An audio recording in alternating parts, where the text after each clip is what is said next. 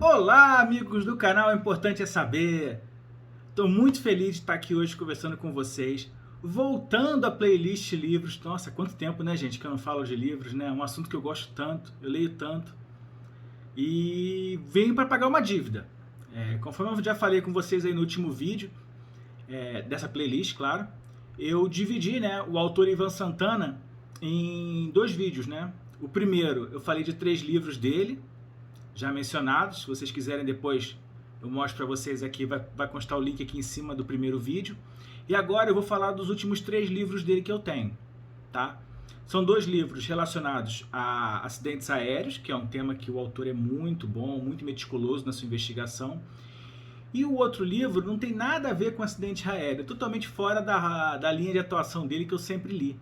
Vai falar um pouco de economia, já que ele teve sempre uma atuação muito forte no mercado financeiro, trabalhou nessa área, então ele tem um conhecimento muito grande também. É bem interessante. Então, sem mais delongas, eu vou começar com vocês aqui conversando. E o primeiro livro que eu vou trazer dele é esse aqui, ó. 1929, Quebra da Bolsa de Nova York. Quem nunca ouviu falar, né, do crash da Bolsa de Nova York em 1929? Eu acho que foi um evento de repercussão mundial, né? Naquela época vivia-se uma bolha nos Estados Unidos, tínhamos uma bolha na bolsa de Nova York, né? E essa bolsa vem a ruir em 1929, impactando todo o planeta. E como não poderia deixar de ser, o Brasil também, que à época vivia uma crise. Temos a crise do café, acabamos aí tendo o golpe de Getúlio Vargas em 1930, já decorrente da crise de 29, e a gente tem toda aí uma conjectura política alterada no Brasil. Mas o autor, ele vai falar do que aconteceu, dos momentos que antecederam esse crash, da política aplicada, da eventual recuperação de mercado, que é algo lento. Ele vai trazer todo um foco econômico muito interessante para quem gosta de economia, para quem gosta de história. É uma linguagem que não é difícil de ser entendida. É um livro muito fácil de ler e que eu recomendo muito. Foi o único livro desse autor que eu li que não se vincula a um desastre aéreo ou alguma coisa relacionada à morte de pessoas, tá? É um livro mais voltado para esse fator econômico, mas é muito interessante mesmo. Então, assim, quem quiser ler, eu recomendo. O segundo livro, aí sim, eu já volto aos acidentes aéreos. É esse aqui, ó. Caixa Preta. O relato de 3 desastres aéreos brasileiros. Nesse livro, o autor, o Ivan Santana, ele vai tratar dos 3 desastres aéreos mais famosos do Brasil até a década de 80, até o final da década de 80, tá? O primeiro desastre aéreo que ele comenta nesse livro foi um desastre aéreo de repercussões mundiais, mas que deixou muita tristeza aqui no Brasil. Foi o voo da Varig RG 820. Era um voo que fazia o trajeto Rio de Janeiro, aeroporto do Galeão, Paris, aeroporto de Orly, né? Esse voo saiu do Rio, teve uma viagem normal, sem problema nenhum. E quando faltava poucos minutos para aterrissar no aeroporto lá francês, houve um incêndio no banheiro da aeronave. E esse incêndio consumiu toda a aeronave. Então faltava segundos, praticamente minutos para pousar, e a queima do material tóxico. Naquela época as aeronaves não tinham o material que tem hoje, né? Então liberavam gases muito potentes que acabavam matando em questões de minutos. Então é um livro muito triste que vai trazer esse acidente, explicando o que aconteceu, e como todo acidente aéreo fica o aprendizado, né, gente? Então, assim, foi um voo em que tivemos 123 mortes e apenas 11 sobreviventes, dos quais a grande maioria a tripulação do próprio avião. Por que a tripulação sobreviveu?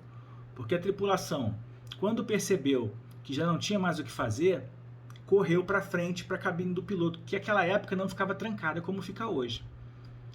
Então, eles conseguiram sobreviver porque eles estavam na parte da frente do avião. E como o banheiro que pegou fogo foi o do final do avião, até a fumaça chegar, aqueles gases chegarem até a cabine, eles tiveram mais tempo que os demais. Os passageiros não sabiam do que estava ocorrendo efetivamente, não foram avisados, e muitos morreram em suas poltronas por falta de oxigênio. Muito triste, gente, muito triste mesmo, que um acidente desse possa ter ocorrido. E tudo por causa de um cigarro, a guimba de um cigarro no banheiro. É daí que a gente tem hoje a proibição, né, de voar e fumar, né, fumar em voo. Essa proibição foi uma das consequências desse acidente. Tá, gente? Muito triste. Mas é um livro muito bom, ele conta com detalhes, entrevistou os sobreviventes, é muito interessante, tá? Então, assim, eu super que recomendo esse livro. O segundo acidente que ele vai retratar não é bem um acidente, foi um evento, tá? A gente vai falar do voo da VASP, o VP375. Era um voo que fazia Belo Horizonte e Rio de Janeiro. E nesse voo acontece um sequestro. Um elemento lá resolve sequestrar o avião porque na cabeça dele o Brasil se encontrava em crise, né? Era o governo Sarney, em 1988. Ele achava que a culpa de tudo que estava acontecendo no Brasil era do Sarney. E ele ter perdido o emprego dele, tá numa situação difícil e tal. Então ele resolve sequestrar o avião, ele entra armado, naquela época não se tinha o controle que tem hoje, detectores de metal, enfim, no aeroporto de Cofins, onde ele embarca, né, em Belo Horizonte. Ele entra no avião e quando o avião está prestes a pousar no Rio de Janeiro, ele anuncia o sequestro do avião.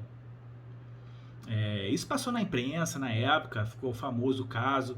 Ele vem a ser o sequestrador vem a ser morto depois, ele sobrevive, né, dos tiros que ele leva na intervenção policial, vai para o hospital, é operado, mas misteriosamente ele morre depois. Enfim, e com relação às baixas, apenas uma, além do sequestrador, a morte do copiloto do avião, né, que foi assassinado pelo sequestrador. Muito triste, um tiro na cabeça em pleno voo.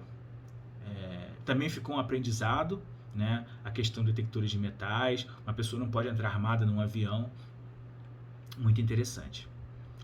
E, por fim, né, a terceira história, que para mim é a mais interessante, conta a história do voo da Varig, o RG-254, que também foi um voo muito famoso, que ele caiu na floresta amazônica.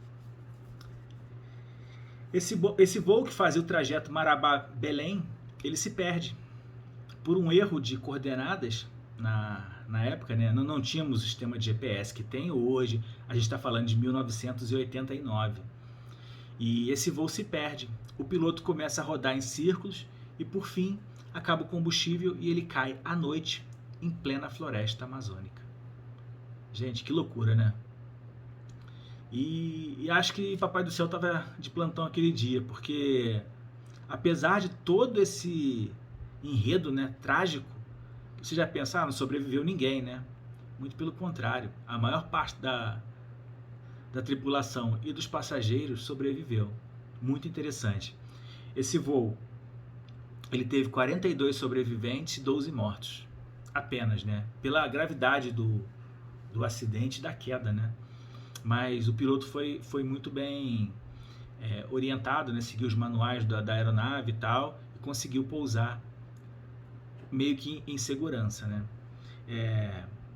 Esse voo tem várias polêmicas. O copiloto, inclusive, tem um livro explicando, não tinha uma boa relação, né, entre piloto e copiloto à época, não tinham a paridade entre eles que tem hoje, né? Hoje em dia um copiloto e um piloto conversam de igual para igual. E antigamente não. O piloto era soberano, o copiloto um mero ajudante. Então tem uma discussão toda, eles deixam de se dar bem, já não se davam muito bem, eles rompem, mas enfim, eles conseguem sobreviver. E aí, logo depois, 3 dias depois, a FAB consegue resgatá-los em plena floresta amazônica. E é um voo muito falado, tem muito vídeo no YouTube, tem muita notícia de jornal da época, você tem um acervo bem legal. E nesse livro,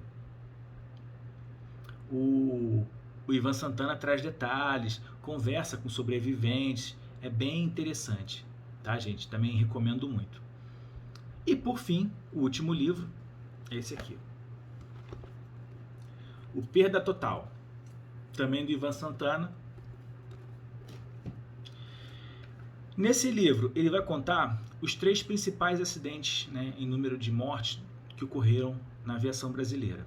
O primeiro voo é o TAM 402, é aquele voo que em 31/10/1996 cai em São Paulo e vitima, né, todos os tripulantes, todos os passageiros, e ainda mata 3 pessoas no solo, um total de 99 vidas que se perderam naquele dia.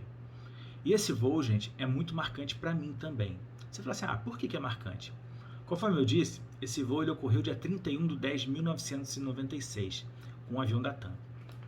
No dia seguinte, dia 1º/11, eu fui a São Paulo. Pela primeira vez andei de avião na minha vida, dia 1º de novembro de 1996.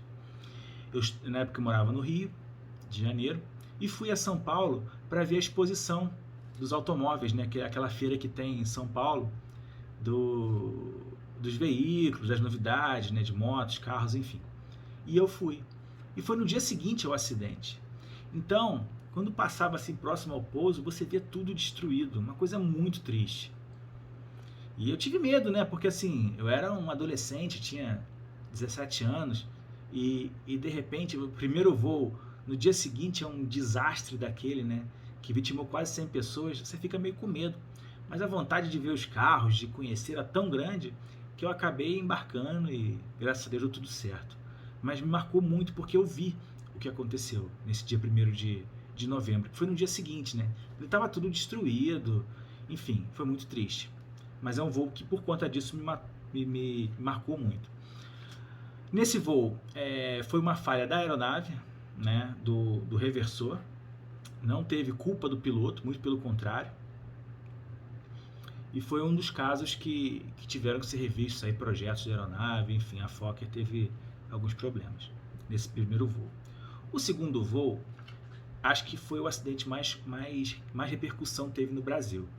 Foi aquele choque do avião da Gol, o 1907, com aquela aeronave da Embraer, o Legacy, né? Na altura ali do Mato Grosso, eles se chocam no ar, né? Quebrando um pedacinho da asa do Legacy, e essa asinha ela corta a estrutura do avião, que entra em parafuso e despenca, né? Matando todos os tripulantes e todos os passageiros. Foi uma situação muito triste. Foi um voo que gerou grande repercussão, porque teve aquele apagão aéreo, que foi uma das causas do acidente, né? Após a investigação, a questão da torre de comando, a comunicação entre as aeronaves foi muito ruim, e isso teve um preço, né, gente? Foram 154 mortos, sendo 6 tripulantes e 148 passageiros. E ali a gente aprendeu muito no Brasil. Muita coisa foi feita, foi revisada, porque aquilo ali foi inadmissível. E aí, quando a gente teve a causa a investigação, né, do acidente pela CENIPA, né, que é do Ministério da Aeronáutica, ela imputou a culpa para os pilotos do Legacy, porque estavam com o transponder desligado, e culpou também a estrutura brasileira da época, né, muito ruim, e teve uma série de recomendações de melhoria e tal. Só que quando a gente vai para o NSB, que é o órgão que faz um acompanhamento não pelo Brasil, pelos Estados Unidos, eles não imputaram culpa aos pilotos do Legacy, sob a alegação que não se teve como comprovar se houve um desligamento voluntário ou uma falha do transponder. É uma questão polêmica, os pilotos eram americanos, esse órgão é americano, e assim, é muito interessante. Quem gosta desse tema, acidentes aéreos e tal, tem um site que um canal, desculpa, que eu me amarro muito. Chama-se Aviões e Música. Eu vou deixar o link aqui, quem gosta. O Lito, que é o apresentador desse canal, ele é um mecânico de aeronaves, né, da United Airlines, é um cara muito conceituado no mercado e todo mundo conhece. E ele traz esses acidentes todos, com entrevistas, com relatos, ele analisa todos os relatórios do acidente, né, da investigação, e ele tenta, numa linguagem popular, contar um pouco da história dos acidentes aéreos. É muito interessante, muito bom de se acompanhar também, tá, gente? E por fim, o último acidente que eu tenho para falar que está no livro é o TAM 3054, né? que em 17 de julho de 2007 não conseguiu pousar, né, no aeroporto de São Paulo, em Congonhas, e o piloto não consegue frear, tenta arremeter, não consegue e se choca, né, num depósito logístico da própria TAM, onde a gente teve o recorde de mortes, né, num acidente aéreo no Brasil. Foram 199 mortes, 187 dentro da aeronave e 12 fora. Esse voo era um voo que vinha de Porto Alegre, estava cheio, chovia, a pista de São Paulo não apresentava as melhores condições de pouso. Mesmo assim, o avião vem para pouso, é autorizado, e aí ele acaba não conseguindo frear. A investigação apontou culpa da pista, que não tinha as ranhuras, não estava em condições adequadas para receber aeronaves com aquele tempo, né? E culpa do piloto também, que teve uma falha no sistema de frenagem do avião e ele não botou a manete na posição certa. Isso aí é explicado melhor no livro, né? Uma linguagem um pouco mais técnica, mas que você consegue entender. Foi um dia muito triste para a aviação brasileira e para todo mundo, né? Você perder quase 200 vidas num acidente é algo muito complicado e muito complexo de se entender. Mas então é isso, gente. São esses 3 livros que eu queria falar com vocês. Eu recomendo. Recomendo também o site Aviões e Música. É muito bom.